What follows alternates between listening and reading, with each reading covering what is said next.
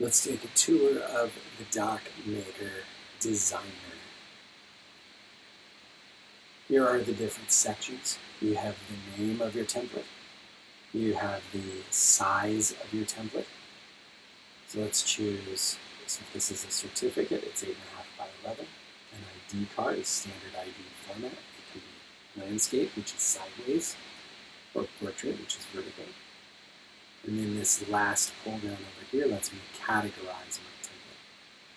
So if I was making a portrait-sized ID, I could put it there just for the ease of finding it later. Let's make a certificate.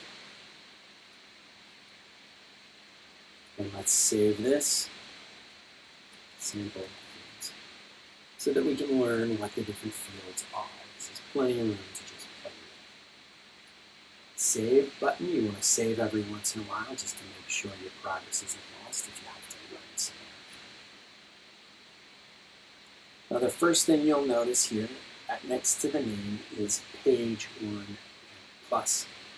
So by default every document is one-sided. If on a rare occasion you have a two-sided document, you can hit this plus sign and now it's created a page 2.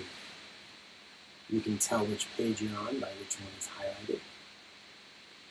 Now since it's very rare to have a two-sided one, let's go ahead and delete page 2. An example though of when you might need that could be a two-sided ID card,